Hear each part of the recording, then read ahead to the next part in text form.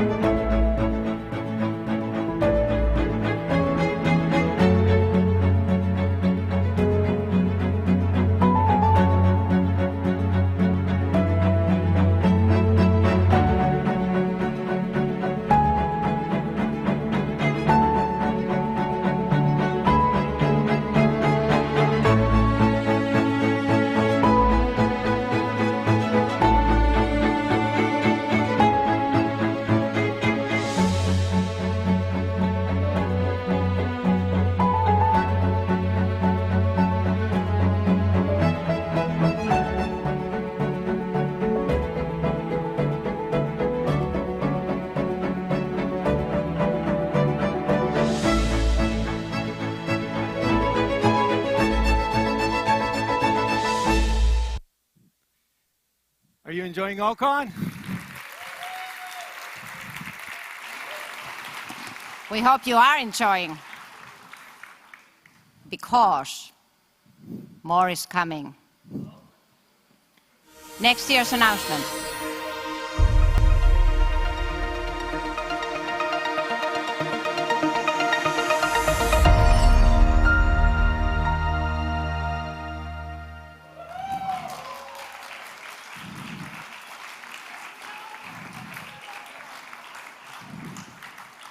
So what a surprise. Next year we are going back to the hotel. We were supposed to go this year, but of course we were supposed to come to Austin last year. So at some point we'll probably catch up on all these years and OCON plans. But next year, over the 4th of July, all together in downtown Washington, D.C.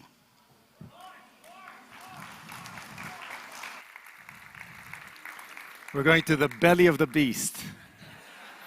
I'm going to explode it from the inside. Okay, so I'm exceptionally nervous and excited this year. I've prepared like I've never prepared before for a talk, because really I've been thinking about, planning, dreaming, waking up with the ideas I'm going to share with you for about a year.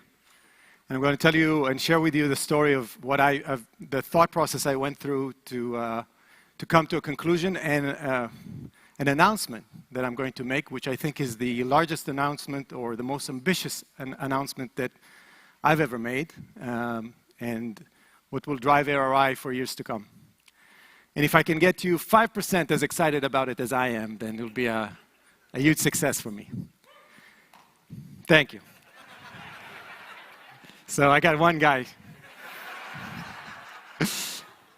But before I go, I want you to tell you, and some of you will pick up on this line, a short story. Suppose you live on an island. It's a beautiful island. You love it.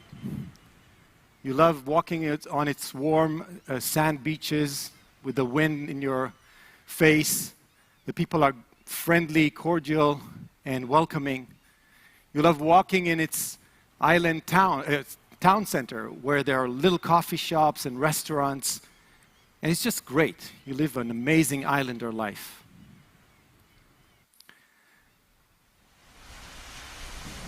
And then one day, storms start hitting your island, lashing it from every side. Tidal waves are hitting it from the right, from the left. Something is happening to your beautiful island. You start hearing all kinds of new words that people speak on the island. They're turning into social movements, trends. People are starting to go against each other in your island. And it starts to take effect on the island itself. It's not just ideas anymore. It's happening. And it's getting worse and worse and worse. People are taking those ideas to the street. They're taking action, destructive action. And the more action there is, the more reaction there is. And the flames are starting to show up, and it's getting closer and closer to you in your street. And you see things you've never thought you'd see on your island. You sit down in your house in the afternoon, and you're worried. You're concerned. You're frustrated. And you have the urge to fight back, to do something about it. But as you sit and you think about it, you ask yourself, what do I do? How do I act? Who am I fighting? What am I fighting? You're lost for answers. And as you're lost for answers, you and your beautiful island are never to be heard from again. I started my role at ARI 3 years ago, 2018, and the first discussion I had with Jim Brown, the CEO before me, he said something, you know what your job description is? And I said, no. He said, it's easy, save the world. And I shrugged it off and just, went on. And the more I worked at ARI and we achieved great things, the more this job description came back to haunt me. Every time I asked myself, am I changing the world? So I reflected about what I did since I joined. So the first thing, if you remember what I did, is content. The content needs to be out there, accessible for everyone to see, to hear. No friction between you and the content. Anyone, anywhere in the world can access it free of charge. We went to a model of pay us to share it for free, like a Wikipedia model, rather than behind a paywall. And so we put everything on YouTube. We launched a mobile app. We redesigned and rebuilt the whole campus, so now we can track everything that is going on it and put many more courses on it from the e-store. And this is what happened. Exponential growth of the core courses of Ayn Rand, Leonard Peikoff, all the Objectivist corpus, and it's continuing to grow. That's no surprise. This is the YouTube subscribers, going exponentially still. And the mobile app just reached over 100,000 hours of watch time. This is huge, over 52,000 downloads. And this year, when we decided that we want to reignite and push very hard on distributing books for teachers, we reached one of our peak years ever because we introduced the idea of ebooks right on time when COVID hit, and we hit 380,000 books this year. And we're going to go way up.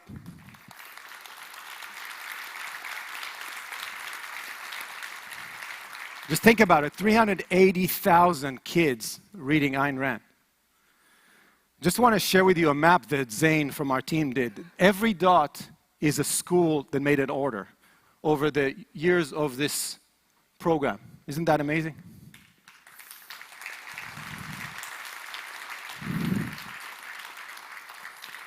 But there's a but.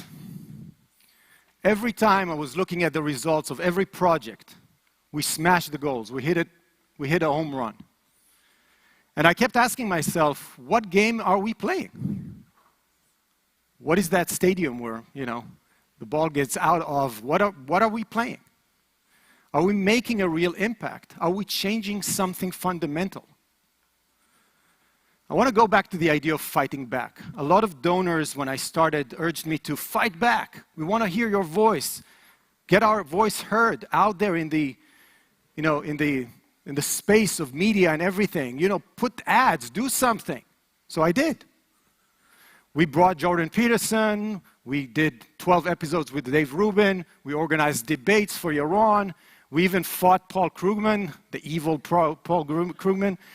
And we changed. We actually won. New York Times changed the title of this from this to this after we wrote. And Onkar wrote a letter to the editor. And by the way, there's a link here that made a huge spike of visitors to our website to download our white paper on COVID. It was a huge success. But every time I looked at the data, I was asking myself the same question. I'm looking at pieces of a puzzle. What is the puzzle? So around September of last year, I took a deep dive. And I want to say a big thanks, I'm getting emotional. Say a big thanks to Onkar and Keith and Ilan for supporting me through months of thinking and asking them to join to a 5-hour meeting where we just talk about how we're thinking about our strategy.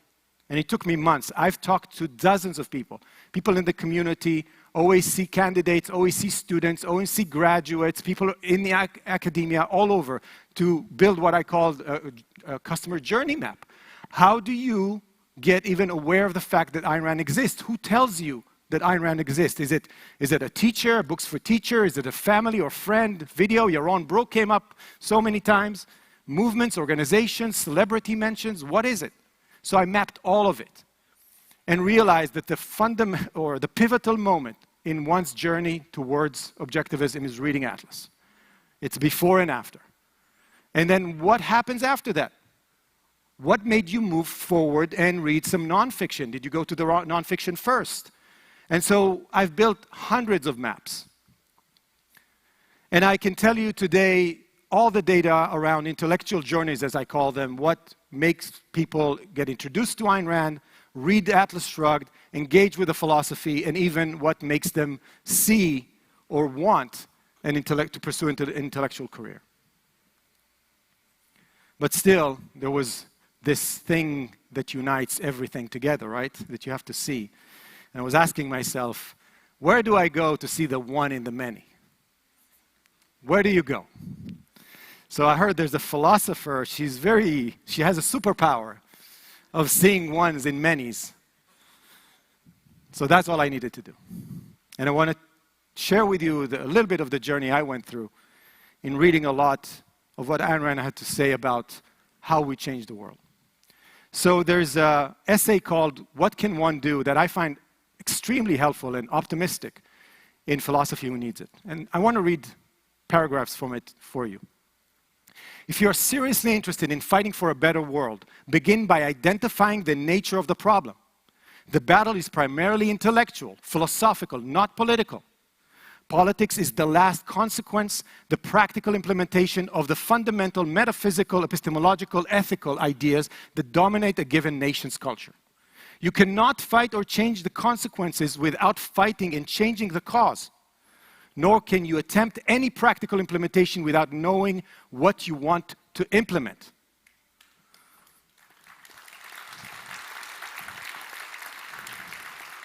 This is Ayn Rand. So you have to accept, or you have to appreciate the magnitude, the complexity of the problem that you're dealing with before you even start. We know that in business, that we all know that. What is the nature of the problem we're trying to fix? And then she continues and says, it's a remnant of a mystic philosophy, specifically of the mind-body split, that makes people approach intellectual issues in a manner they would not use to deal with physical problems. They would not seek to stop an epidemic overnight. Where's Amish? Or to build a skyscraper single-handedly. We're talking about building New York City, not a skyscraper. Nor would they refrain from renovating their own crumbling house on the grounds that they are unable to rebuild the entire city. So I can save the world, screw it. I'm not going to do anything about it. What can I do? That's the attitude. But in the realm of men's consciousness, the realm of ideas, they still tend to regard knowledge as irrelevant. And they expect to perform instantaneous miracles. Somehow, or they paralyze themselves by projecting an impossible goal. And this is an exact description of many meetings that I had with donors and stakeholders. It's like, yeah, you know, you do this and you change the world. You just, you know, everybody will come to you if you do this ad on New York Times or Washington Post or whatever. It's like, really? A 3-hour talk on on the radio with the most powerful character ever still can't change the world instantaneously. So what do you do? I want to talk a little bit about getting closer to the solution she offers us. In an intellectual battle, you do not need to convert everyone. History is made by minorities, or more precisely, history is made by intellectual movements which are created by minorities. Who belongs to those minorities? Anyone who is able and willing to actively concern himself with intellectual issues. Here it is not quantity, but quality that counts. The quality and consistency of the ideas one is advocating. So I think this is very powerful. It tells you, it gives you a direction of how you should think about changing the world. You can think, I did a search today about what is the most trending YouTube right now. And within 3 hours, somebody put, I customized the hospital and paid for people's medical bills, 22 million views in 3 hours. Or if you build a monster truck or something like that. Do you think that a young Harry Binswanger or a Tara Smith watches those videos? So when they tell you, oh, I want 1 million views, who are those million people? Are they going to make any difference? So I want to show you, and luckily we have the video, where Ayn Rand answers these questions on video for the New Intellectual. Listen, you know, in several of your novels, you've made the point that leadership in any culture, not only in art, but in literature, morality, politics, and economics, that this sort of leadership must be provided by what you call the professional intellectuals. I wonder if you could tell me just what you mean by the term professional intellectuals. Who are they, for example? The professional intellectuals are, in effect, the field agents of the army whose head or commander-in-chief is the philosopher. Mm-hmm. The philosopher, the man who defines the basic fundamental ideas of a culture, is the man who determines history. And professional intellectuals are all those whose professions deal with the humanities, the studies of men as against the physical sciences. The professional intellectuals in all their various professions carry to the rest of the culture, to the rest of society, the philosophical premises, the ideas which have been defined by the philosopher. Therefore, they are the transmission belts. They are the ones who determine the goals, the values, and the direction of a culture. They determine the goals, the values, and the direction of the culture. You all got this epilogue that I asked Leonard personally to get an approval from him to give it as a handout. Because if you read it, it's a brilliant summary of how you should look at history. I want to read you just the first paragraph. He says, Ayn Rand's theory of men leads to a distinctive interpretation of history. By identifying the cause of human action, her theory enables us to discover the factor that shapes man's past and future. If man is a conceptual being, philosophy is the prime mover of history. I urge you to read it. It's a brilliant, for me, it's a short masterpiece of looking at history as a battle between two giants, two people, two forces that shape human history. If you can look at the whole, ups and downs of human history as a battle between Platonic or Aristotelian ideas. All the way from ancient Greece, ancient Rome, the fall, into the Middle Ages or Dark Ages and the rise of Christianity, the rediscovery of Aristotle, and so on. And I think there's a brilliant passage that I wanted to share. The way Leonard defines it is that it's not only Plato and Aristotle. He sees it as now a battle between Kant and Rand. He says, Ayn Rand is to Aristotle what Kant is to Plato.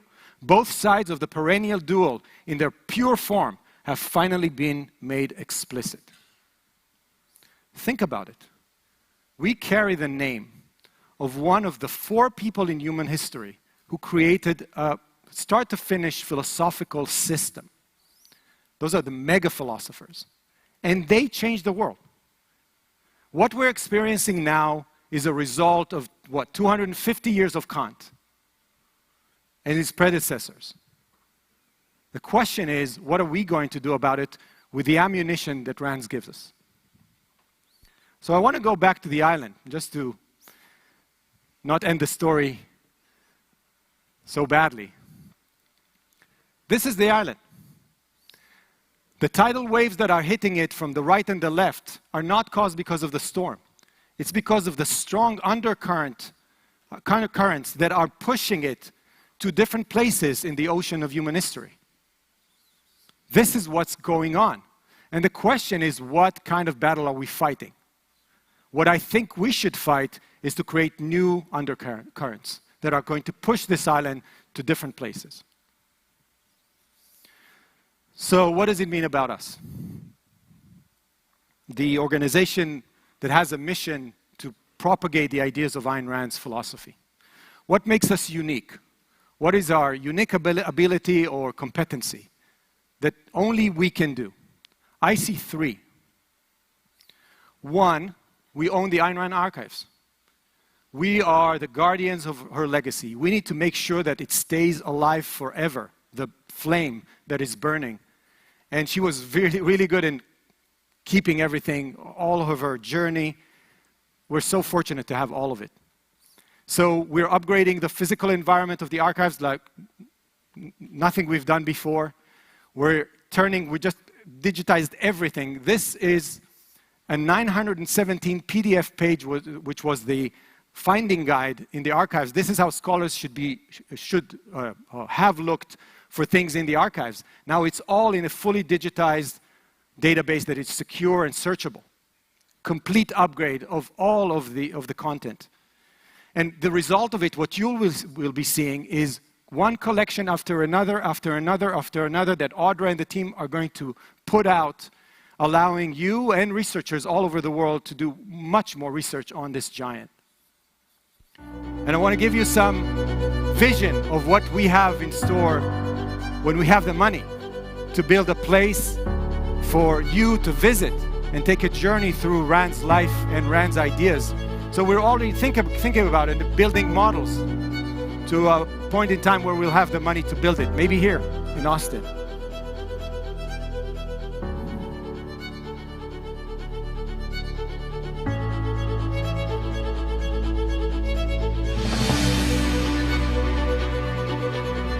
So if you want to see the full virtual experience, it's in the booth. And if you haven't heard, we launched a new program mainly designed for a lot of people that are not objectivists, that love Ayn Rand and love the books, and want to contribute not to the promotion of objectivism, but for the legacy of Ayn Rand. So we created the Friends of Ayn Rand Archives. If you want to support the archives directly, please contribute to this program.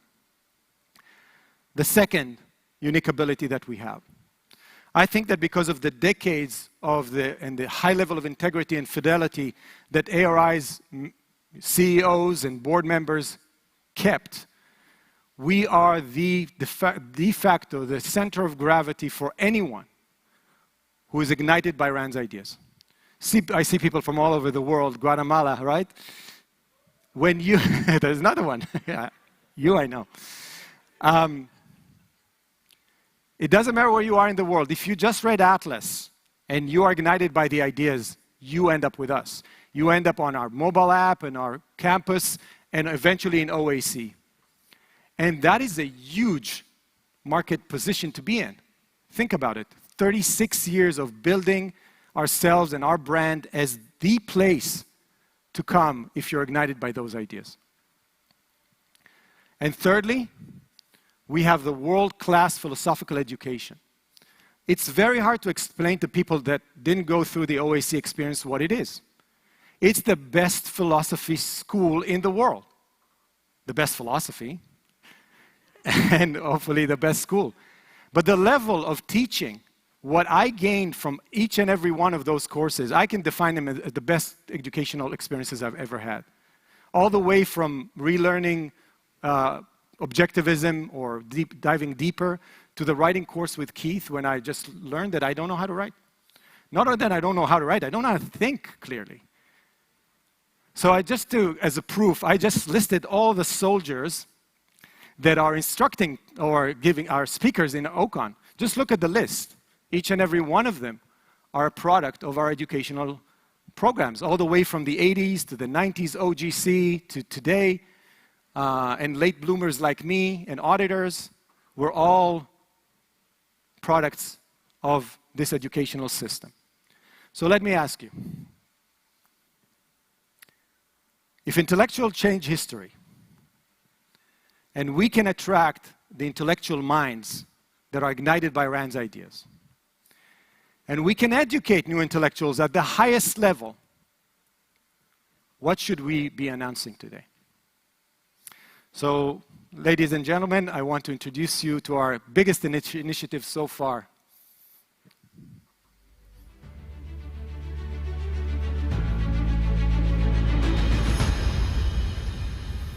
The Ayn Rand University. Yes, this is the time.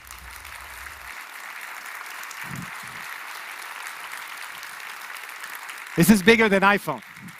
Believe me, this is bigger than iPhone. It's not our mobile app, it's not a rebranding of things we already do. It's a serious launch of an educational organization that is going to be growing over the years and decades to come. It's going to be called the Ayn Rand University, and it's going to be the best philosophy and hopefully maybe humanities school in the world one day.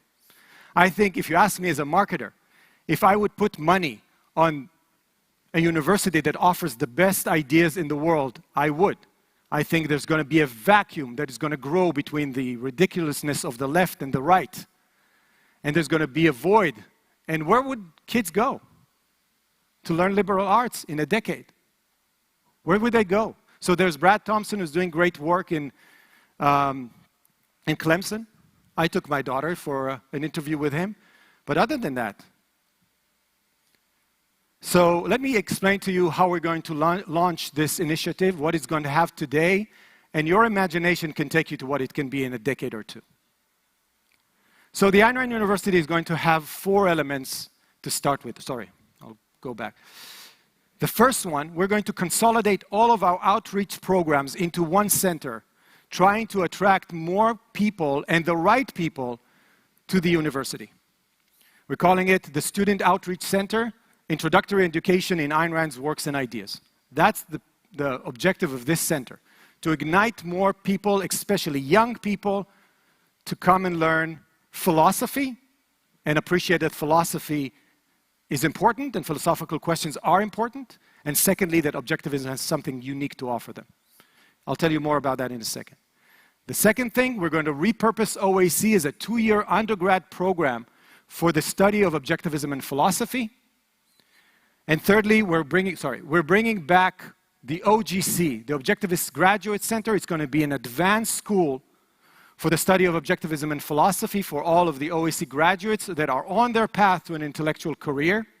And anyone who considers themselves an advanced student of objectivism, all the people on HBL, if you think you can take those courses at the highest level, you're welcome to join. It will be a buffet of courses that we're going to introduce every year in many different subjects that you can take with our scholars. It's going to be designed mainly for the people in our program that we see that they have the potential to become future objectivist scholars. So you're welcome to ride along. And finally, we're going to grow our faculty and our fellowships. We just grew our junior fellow program from 2 people to 7. We're growing our faculty. And just to give you an idea, a little bit more details on those 4 elements. So those are all the programs we're running right now. We're going to add more with the purpose of getting them to what we call philosophy seminars. Those are seminars designed just to give the idea that philosophy matters, ideas matter, and then tell you, if you're coming to those events, that objectivism is a philosophy. Now, the second from the top is in-class talks that we started this year. We asked all of the thousands of teachers who are ordering our books, would you take an in-class talk from one of our scholars? Guess how many said yes? All of them? Not quite. I thought it would be 20%. Who wants a philosopher, an objectivist philosopher, to come talk to my kids in a public school? 63%. 63% means we can give thousands of talks. And maybe Aaron Smith or Sam Weaver are now focusing on this program can tell you the reaction of the students. They never want this to end. They're asking questions after questions after questions, and some of them will follow you anywhere. If you tell them that the next thing is to come to a seminar, they will follow you to the seminar, they will come to the student conference, they'll end up in OAC. So this is the path. Drive them to more objectivist content and drive them to OAC as the undergrad program that we have to offer them. The second thing is what we're going to do with OAC, the Objectivist Academic Center. We're going to structure it. You can see the curriculum. Those are all the modules we're going to teach in year 1 and year 2. Amazing units to learn from the best philosophers we have in the world. And another thing, and you can take it as an auditor, an amazing course called Introduction to Writing, which is actually Introduction to Thinking and Writing, that I can't recommend enough. So that's going to be a 2-year program designed to build a foundation. And yes, OPAR is still driving the whole curriculum, but in a very deep way. I'm happy to say that, where is Aaron Freed? Where's Aaron? Where is he? You see this guy in the back? Raise your hand again. You deserve it. Aaron Freed was hired how long ago, Aaron? 4 months? Really? Wow, seems like a year. I hired Aaron after doing one of my interviews with OAC students. And I'm talking to this guy, and he's from the Silicon Valley, tried to major in philosophy, or majored in philosophy, and just gave up. And he said, you know, Tal, my passion is to create an organization, an educational organization that promotes objectivism. I said, really? You just stole my central purpose. So I hired him, and within 4 months, and just calling all the people that said, yeah, maybe I'll take OAC, maybe not now, I'm not sure, I want to go to college first. Just by making all those calls and doing some good sales and marketing, we grew from 27 graded students who started OAC last year to 48, and we're going to get, you won't like it, but we're going to get to over 50 for sure, maybe even 60. It's going to be the largest OAC cohort ever, okay? And we're going to continue to grow that. So I believe that if we'll do things right, I see a future in 5 years where 200, 250 people are starting an undergrad level education in objectivism. And just think about what's going to happen when we're going to grow to those numbers. We're going to get another Harry Binswanger, another Yaron Brook, another Tara Smith, and another Robert Mayu, and all of the other intellectuals that you know that really carry the knowledge of this philosophy to the future. So this is it. Plus, oh, sorry. I want to tell you what give you some examples of courses from the Objectivist Graduate Center. So this year, those are the courses we're going to offer. We just finished an advanced seminar on introduction on ITOE that was done with all of our intellectuals led by Harry Binswanger. We're going to do morality and moral judgment. There's going to be a course about Kant. There's going to be a physics for philosophers. We're going to explore critical race theory. We're going to do another workshop with Yaron on public speaking and making all of our intellectuals know how to speak better and communicate better. And we're going to do an advanced writing and editing course, which is going to be a higher level of editing than the one in OAC. So if you're interested in one of those courses and you consider yourself an advanced student of objectivism, come talk to us about auditing one of those courses in OGC. Going back to the faculty, we're going to grow it, as I said, dramatically. Just look at the names we have today and the faces that I'm sure you recognize. The bottom row is just the new teaching assistants and junior fellows that we have, and it's going to grow more and more and more.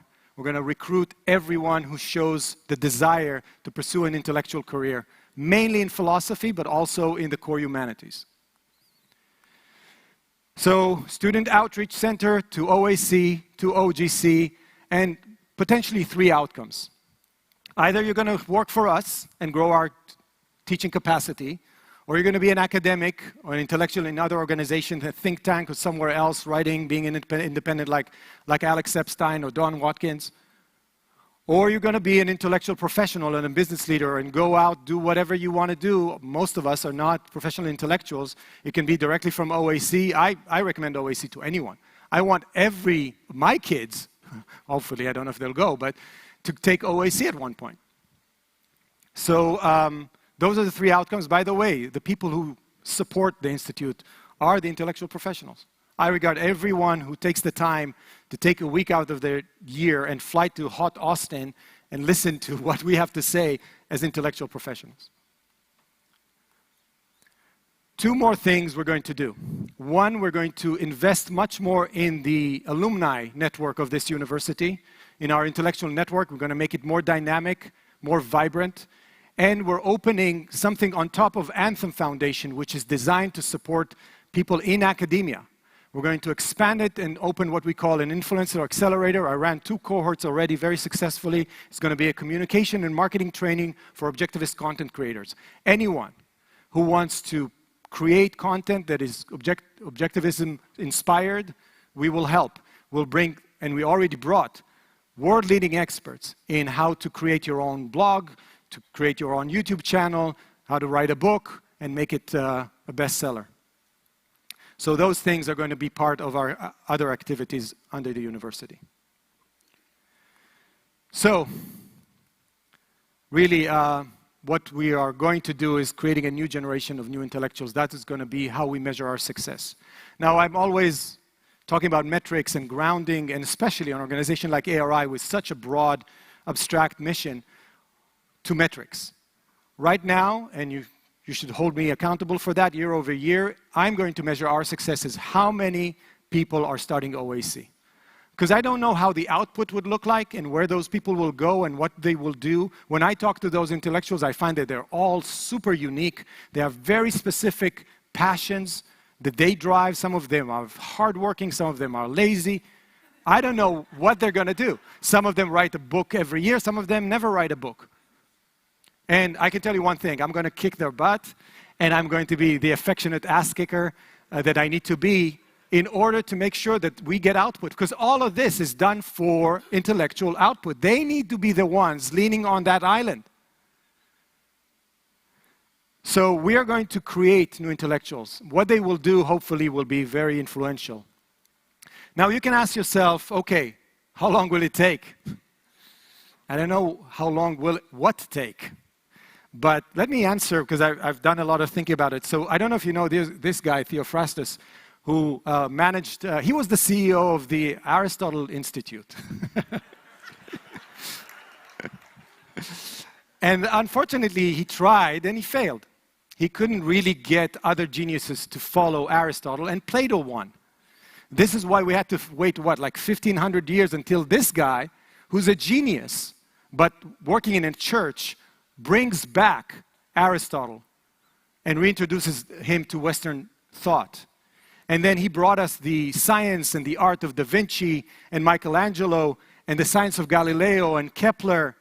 And then Newton and the scientific revolution. He brought us the philosophy and the political philosophy of Bacon and Locke and Jefferson, who are responsible for everything that we have today. And then the destroyers came along, bringing back Plato. This guy is a genius. And I think it was about the years that America was founded where he put out Critique of Pure Reason, and we're living it.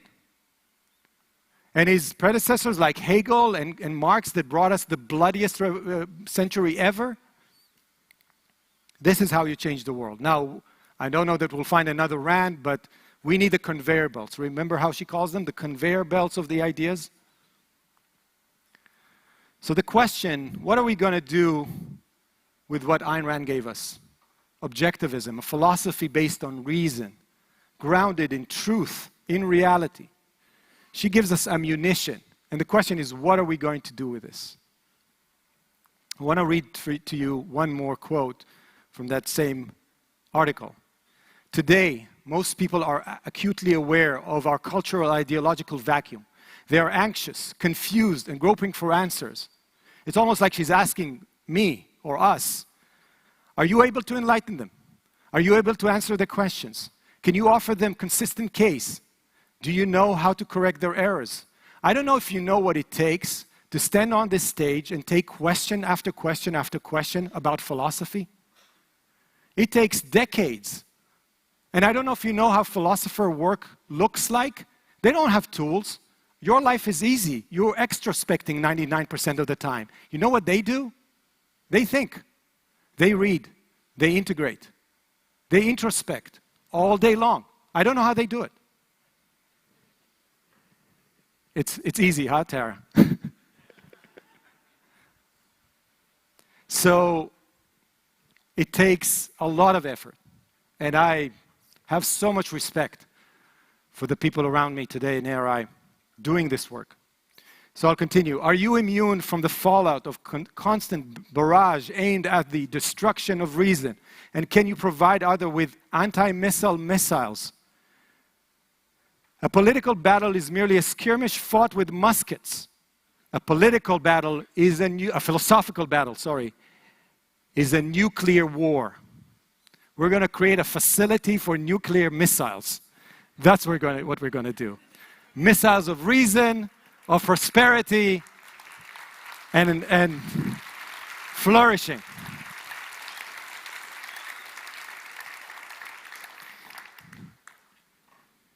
So going back to this island, I hope one day we can take it back to more hospitable waters for human beings. I know we can do it. And I think that with the technology, with the internet, with how fast we can disseminate ideas, with the talent of the people that are going to go through our university, we can take it back to where it needs to be. What used to happen in centuries could happen in decades, and maybe could happen in years. And what could happen is, I don't know what it is, but we know that over time, we can change the trajectory of this one. I know it's true, the island is moving in the wrong direction. It will take time to slow it down and maybe turn it back. But this is the only thing that can do it. This is the only type of work that can be done to reverse it. Everything else is futile. This is the heavy lifting that needs to be done to change the world. And we're going to do it.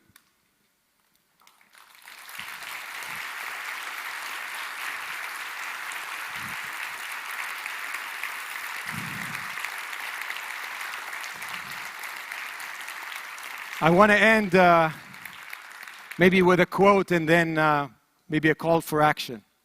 So there's this quote that I find very moving from Atlas Shrugged.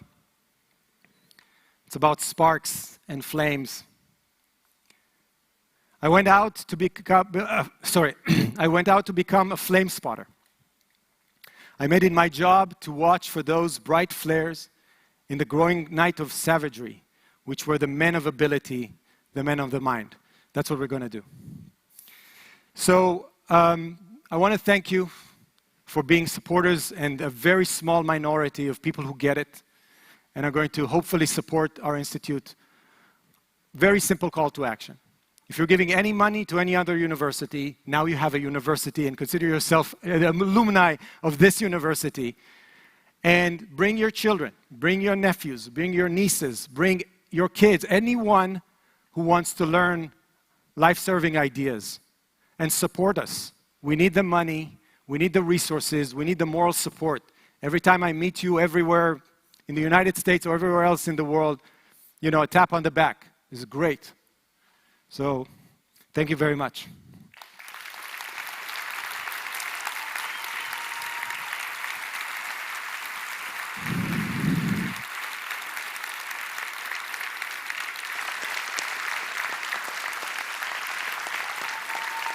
Thank you so much.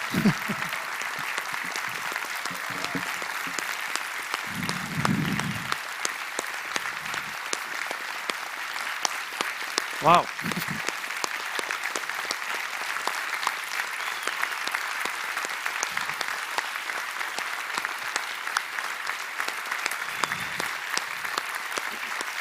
Thank you so much.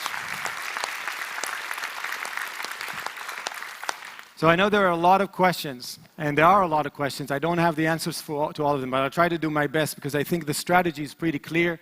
The tactics are not 100% clear, but we're going to start this journey. I don't know how it's going to end. Don't ask me where we're going to be in 5 years. I'm going to measure it by cohorts of people starting our programs. And another thing that we're going to try to do is to enlarge the scope of the program. Somebody asked me, when will this become a full-time university? Will it have a campus? You know, however fast we can make it happen, we'll make it happen. And more people ask me about accreditation. We had accreditation for OAC. You know how many people used it? 0. I don't think that's the name of the game. I think the name of the game is the quality of the curriculum, the quality of the faculty, and the fact that we're going to position ourselves as the best university for the best ideas. And hopefully, people will come. And we're going to not just wait for them, we're going to market the heck out of it. So I will take questions. Thank you. This alone was worth the price of admission. Thank you very much. A question. Is there a plan to rebrand the application in order to avoid confusion between the current Ayn Rand University? Yeah. I thought about it, and we might. We might even repurpose the app to become some kind of a front end of the university and upgrade it to be an online experience of the university. So that's in the plan, yes. And hopefully to make it more user-friendly. A lot of people around this room quietly have I know. complained about it. If you have any complaints about the app, please send them to me or to Lucy. We're trying our best to improve it.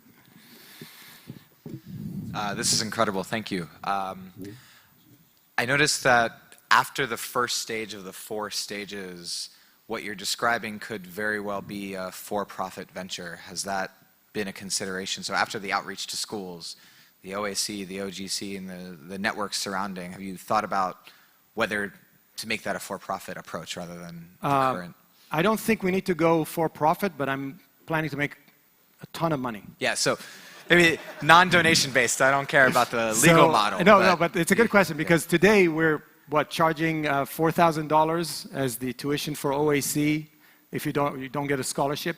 When we're going to enlarge the scope and get more time, so today you get on a Zoom and it's 2-3 times a week that you come to the main class and then the office hours and other sessions. If we're going to grow the scope, we're going to continue and charge for more according to the amount of content and education that you're going to get. So don't be surprised if the price of OAC is going to grow slowly to the point where it looks like a tuition of a university. Great, thank you. Thanks. We have a question from online. Yes? Okay, 1 second. Tal, could you inform us about the schedule of the OAC academic year? Is it following a typical university schedule? Is it year-round? Yes. So we're going to run it in quarters, right? Keith, you have to help me out here. Quarter system, right? October, starts in October, January, April. So we're going to go all year round for quarters, and it's going to follow the same, what looks like an academic year, but all year long. For 2 years is OAC. Yep. This is a dream come true. I could really get emotional about this. But I dreamt about this thing many, many nights. Yeah, I can tell you that. So, so that I can market this to some people that I know who might, and it's 2 years. So are you suggesting that they go to regular college for 2 years and then finish up with this? They can do it while they're, what we are saying to candidates who are in school, drop 1 class and take OAC today. It's a heavy course. It requires a lot of reading, but you can handle it while you're taking your other undergrad or grad level education. Don't wait. People wait to yeah, I'll finish my undergrad, I'll finish my grad school, and then I'll take OAC. Don't wait. Take it as soon as possible. Thank you. I would actually urge people to take it as a gap year. It's never too early to take it. So if they can handle things like OPAR, they can start it at 18. Hi, Tal. Hey. This is wonderful. It's amazing what you've been able to accomplish in 3 years. So my question is, as you mentioned, there are a lot of intellectual professionals here, and a lot of donations come from us, and being able to audit OAC is wonderful, but do you have plans to foster a network of intellectual professionals as well as a network of professional intellectuals? Yes. We thought about it a lot. A lot of people ask me, can you create networks of people to connect around everything. I even heard dating. I have to say, this is not our mission. We're not here to just grow a network of people. I really urge, if anyone wants to open a dating site for objectivists or want to, please do, because then I'll have somewhere to deflect this. But it's going to be too distracting for us to say, okay, who's in business of software, who's in engineering, who's in, you know, aerospace or whatever that is. So I would say not likely. But we are going to try to attract many more people into this OGC school. If you took OAC, even as an auditor, or you consider yourself an advanced student of Objectivism, come talk to us about taking more courses and being part of a network. And we'll open some of the intellectual network sessions to people who want to just come audit, you know, advanced discussions about epistemology or ethics or whatever that is. So talk to us about it. Online question? Yep. Could you talk about the progress and current work of the conceptual education program? Yes, so where's Ed? Right here. So Ed Thompson, with a partnership with the Institute, opened a fellowship that Sam Weaver is now a fellow of, with conceptual education, with the purpose of doing research and potentially publishing more about conceptual education. So Sam is doing his training right now with professionals, and we have a full plan for him. And if anyone is interested in a specific topic where we can match an intellectual and someone who wants to sponsor a fellowship about a specific topic, please reach out to me. There are many opportunities that I see because I know what the intellectuals or the budding intellectuals are interested in. And if we can match it together with someone who's interested in promoting a specific aspect of an application of Objectivism, would be happy to create more fellowships. Hi. I've seen a lot of people here with shirts and bags and stuff with Ayn Rand or Atlas Shrugged inspired designs. And as far as I know, all of it's third party. Does the Institute have any, have they ever considered having official merch? Again, it's a great question, but every time that we're thinking about those things, immediately I see the distraction that it's going to create. You have to understand, our resources are very, very limited. And you know, Steve Jobs has a saying, there's no such thing as a small project. We're talking about the fact that it took him 7 years to select a couch or the floor design for the Apple Store, right? It's true. If we take something like that on, then you have to talk about, you know, what platform we're building and what merch and who's selling it, the profit margins and all that. So likely not. We're going to focus on what we're good at. Got it. Thanks. Hi. You correctly framed the battle as one being between Plato and Aristotle, and then Kant and Rand as well. And then Kant and Rand, yes. Now, clearly the Kantians are winning in the side of on the humanities, but there's still an implicit Aristotelian segment in the sciences, and maybe that there's a way that ARI can tap into that. Now, most Aristotelian scientists, it's implicit for them. They don't even really get the epistemology behind the scientific method. But there might be a way to reach that audience who are already sort of on our side, at least on the thought process, and then show them that this applies across the board. Exactly. Can I ask for your name? Sure. My name is Ash. Ash. So what you just did is what I hear all year long, which is this is what you should be doing. And I agree with you. But my question is who? Are you going to sit down and write that article and publish it somewhere where all the scholars are going to see it and change their mind? I don't know how to do it. Do you know how to do it? I try every now and then. I can't do it. So this is what we're doing.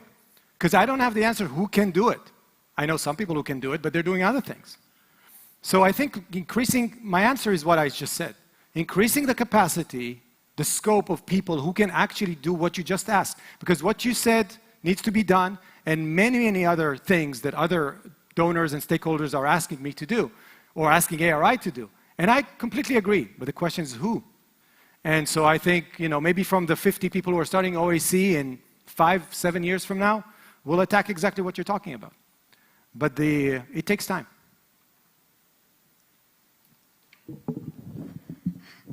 Hi, so thank you so much for saying this. I think the prospect of a university is really exciting to me. But I'm 16 and I have 2 years left of high school, and I wanted to know if there is anything that I could do by the time I get to undergrad, or what can I do by the time I get there? We take 16-year-olds. You take.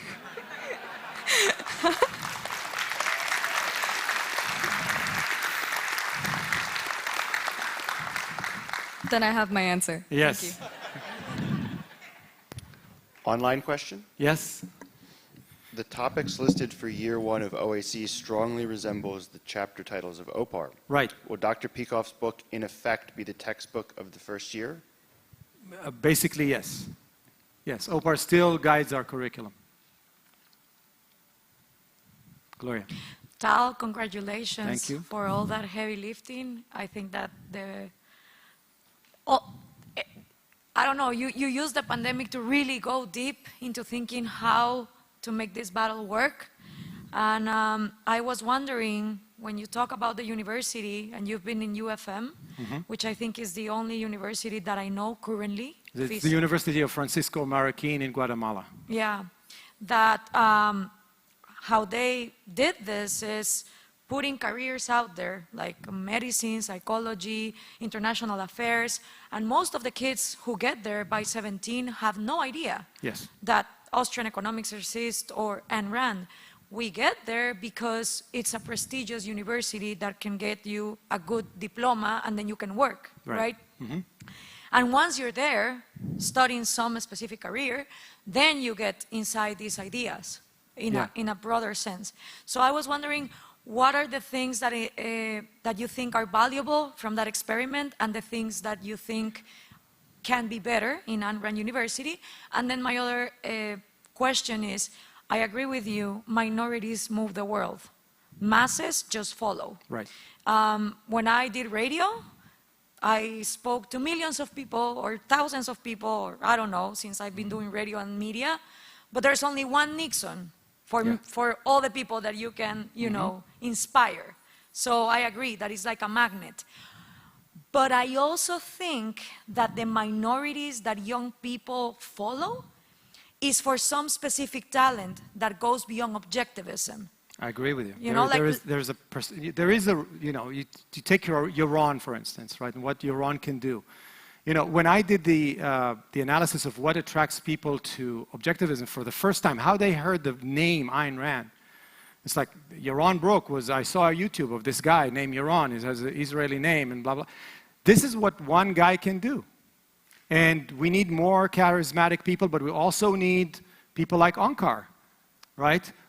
Where does Yaron go when he has a question? Yes. So it's really, we need everyone. We need people who can stand on stages, and people who can write, people who can teach, people who can go out and do amazing things. We need artists who can project those ideas in many different ways. And I want to take the first part of your question. I want to tell you a story. One of those interviews I did was with an 18-year-old, just finished year one of OAC at the top of the class. Not from the US, by the way. I called this guy, and I talked to him, and he's like, yes, I've been reading philosophy since 14. Ayn Rand, of course. This guy speaks fluent English, brilliant mind, and what are you going to do? Applied mathematics. Why not philosophy? What do you do with philosophy? I spoke to another kid, again, brilliant kid from the US. My passion is philosophy. All I do all day long is philosophy. What are you majoring in? Real estate law. Why? What do I have to do with philosophy? So I think what I'm taking from UFM is the understanding that you have to create a vision of a career path. And it's not an easy answer how you do that, but the prospect of just stick with what you love. I don't know how people like Onkar and Greg and Harry and Tara just pushed through everything they had to do in order to just not give up on their passion. And Robert, it's hard because you can go out, they're all very smart people, they go out and make 10 times more money somewhere, but they choose not to. So I think our job is to, when they're young, even 16, 17, 18, there is a path. Someone will pay you good money. Now, if you're really good, like Jordan Peterson or Sam Harris, you're going to make millions of dollars, but you don't have to. So I think creating a vision very early for a path of an intellectual career, showing them what Alex Epstein does and how people like other people in the objectivist movement who are independent intellectuals make a living, and just show them a path and help them to that path. Thanks for the question.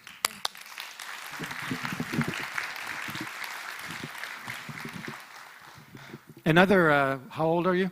17. 17. We accept 17-year-olds.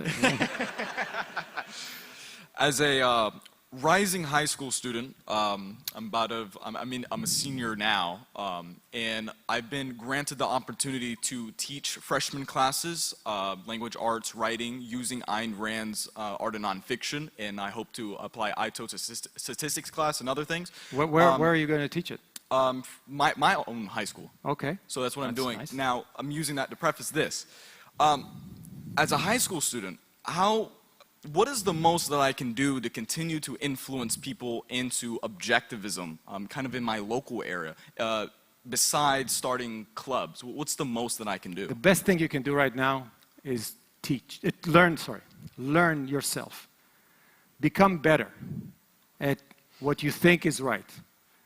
I won't at 17 think about changing the world. Just think about the years ahead and becoming the best you can do. Ask yourself, what do I want? What kind of career do I want? And who are the teachers who can teach me the best? How can I get closer to the people that know much more than I do about the thing I'm so excited about? And become better and better and better and better. When you're going to be exceptionally good, that's where you're going to start moving the needle. Okay? I don't want you to change a couple of minds in your local high school. I want you to change the world. And so please take 10 years. I'm joking, but do what you need to do to become better and define for yourself, what are you passionate about? Is it philosophy? Is it an application of philosophy? If so, what? Come to OAC, and if you want an intellectual career, continue to OGC and become a junior fellow and write and speak. I know you're on TikTok, right? You guys are very successful. Maybe take over TikTok, right? But just focus on building the skills and the muscle that you need. It's not about the 4, 5, 20, 100 people around you right now. That's the way I would think about it. Thank you.